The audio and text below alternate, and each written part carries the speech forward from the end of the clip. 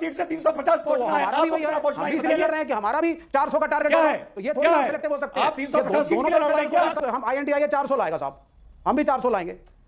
अब ये नहीं है ना, अब देखिए सेकुलरवाद ये चाहते हैं कि झूठे सेकुलरवाद पर, तुष्टीकरण पर और अकलियतवाद पर सवाल मत पूछो। पूछोगे तो तुम्हारी तुलना हिटलर से, रशिया से और नाजियों से की जाएगी। ये तो है भाई डेफिनेशन।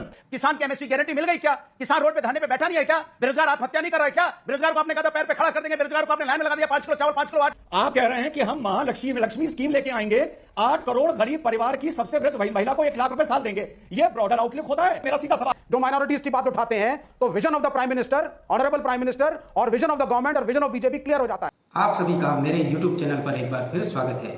एक और मजेदार वीडियो आपके सामने प्रस्तुत करने जा रहा हूं। आज की वीडियो में रिजवान अहमद, अनुराग भदौरिया और विवेक श्रीवास्तव के बीच एक तेज पॉलिटिकल डिबेट होने वाली है। आपसे अनुरोध है कि वीडियो को अंत तक जरूर देखें।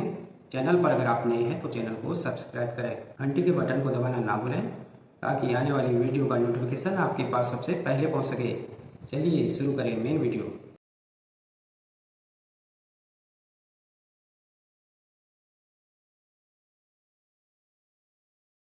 रिजवान अहमद, क्या आपको लगता है कि तुष्टीकरण की राजनीति विपक्ष कर रहा है या बीजेपी बहुसंख्यक पॉलिटिक्स कर रही है और इस नैरेटिव को बिल्ड करना चाहती है? एक लाइन में आप पूछ रहे थे कि बहुसंख्यकवाद क्या है जी। जब बहुसंख्यक अब संख्यकवाद पर सवाल पूछने लगे, तुष्टीकरण पर सवाल पूछने लगे, झूठे सेकुलरवाद पर सवाल पूछने लगे, उसको बोला जाता है बहुसंख्यकवाद। जो 2014 नहीं बल्कि 13 से, तभी मोदी जी सत्ता में आए, बहुसंख्यक ने पूछना शुरू कर दिया था। अब सेकुलरवाद ये चाहते हैं कि झूठे सेकुलरवाद पर, तुष्टीकरण पर और अकलियतवाद पर सवाल मत पूछो। पूछोगे तो तुम्हारी तुलना हिटलर से, रशिया से और नाजियों से की जाएगी। ये तो है भाई डेफिनेशन। दूसरी बात मैनिफेस्टो से आई है। कांग्रेस ये मैनिफेस्टो ला ही नहीं सकती थी टेक्निकली। ये इंडिया अलायंस का कॉमन मिनिमम प्रोग्राम आना चाहिए था। जो पार्टी अकेले 270 सीट जीतने की बात नहीं कर रही, वो मैनिफेस्टो कैसे ला सकती है? और क्या इस मैनिफेस्टो में इंडिया अलायंस का सैंक्शन है, कंसेंट है? ये अनुराग भदौरिया बताएंगे। अब इसके बाद अपनी बात खत्म करूंगा। पॉलिटिकल डिबेट है, पॉलिटिकल वक्ता बैठे हैं। फिर ये है opportunity in education, health care, public employment, public work contract, skill development.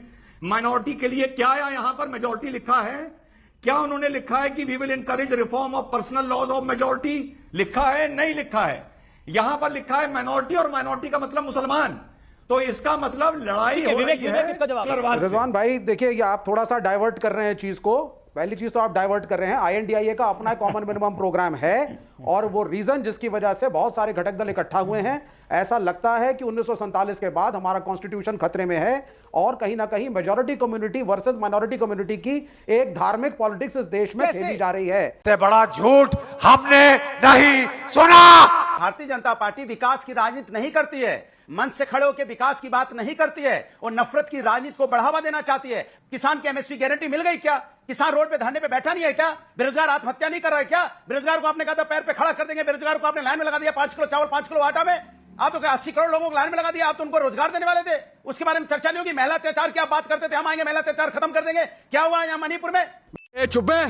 Manifesto एक ब्रॉडर आउटलाइन है जिसके अंदर बड़ी क्लैरिटी के साथ जो विजन है वो एक सेक्युलर और सोशलिस्ट इंडिया का है, जिसको अनुराग भदौरिया क्वेश्चन कर रहे थे। उसके ऊपर भी INDIA इकट्ठी है।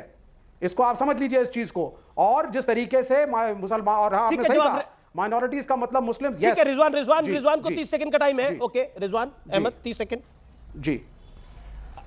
अमीश भाई, आप कह रहे हैं कि हम महालक्ष्मी स्कीम लेके आएंगे, 8 करोड़ गरीब परिवार की सबसे वृद्ध महिला को 1 लाख रुपए साल देंगे। यह ब्रॉडर आउटलुक होता है? मेरा सीधा सवाल है, क्या भाजपा के मैनिफेस्टो में मेरे भाई जहां जहां माइनॉरिटी यूज हुआ है वहां वहां मेजॉरिटी यूज होगा? कि मेजॉरिटी के लोगों को कॉन्ट्रैक्ट दिए जाएंगे, मेजॉरिटी के लोगों को बैंक से लोन दिए जाएंगे, मेजॉरिटी के लोगों का पोटेंशियल बढ़ाया जाएगा? क्या उनके मैनिफेस्टो में ऐसी बात लिखी जाएगी? आपको लगता है लिखी गई है? जब प्राइम मिनिस्टर खड़े होकर के पे मंच को माइनॉरिटीज को क्वेश्चन करना शुरू कर देते हैं, जो कि इस प्रोग्राम के शुरू में ही दिखाया गया, और मैनिफेस्टोस को क्वेश्चन करना शुरू कर देते हैं जो माइनॉरिटीज की बात उठाते हैं, तो vision of the prime minister, honourable prime minister और विजन ऑफ द गवर्नमेंट और विजन ऑफ बीजेपी क्लियर हो जाता है। बाप को भेज, तेरे बस की बात नहीं। अगर नरेंद्र मोदी जी का 10 साल का कार्यकाल इतना खराब है, महंगाई है, बेरोजगारी है, संविधान खतरे में है, लोकतंत्र खतरे में है, तो भाई एक बात बताइए आप लोग, आपको 10 साल की एंटी इनकम्बेंसी से लड़ने के लिए भी इंडिया अलायंस बनाना पड़ा। 10 साल की एंटी इनकम्बेंसी और इतनी बुराइयों के बाद अकेले अकेले लड़के जीत लीजिए ना। और बीजेपी आपको इंडिया अलायंस बनाने की जरूरत बीजेपी क्यों को पड़ी? नीतीश कुमार क्यों चाहिए? बीजेपी को अजीत पवार क्यों चाहिए? बीजेपी को नीतीश कुमार क्यों चाहिए? बीजेपी को अखिलेश अशोक चव्हाण क्यों यादव, चाहिए? अगर उनकी वो तो एंटी हमारे इनकम्बेंसी नहीं चाहिए है, क्योंकि ये तो 300 दोनों सीट तरफ से से 350 पहुंचना है, 300 सीट से 350 तो पहुंचना है। हमारा भी आपको वही है, कितना पहुंचना हम है भी इसलिए बताइए। लड़ रहे हैं कि हमारा भी 400 का टारगेट क्या होगा। है? तो ये थोड़ी क्या ना है? सिलेक्टिव हो सकते हैं। आप 350 सीट दोनों के लिए तरफ लड़ रहे हैं क्या? हम INDIA 400 लाएगा साहब, हम भी 400 लाएंगे। अब ये नहीं है ना, अब देखिए, अब ये नहीं है ना, अब देखिए, अब ये नहीं है ना, अब देखिए। कैसी लगी आज की ये वीडियो कमेंट करके जरूर बताएं। मिलते हैं अगली वीडियो में, तब तक जय श्री राम।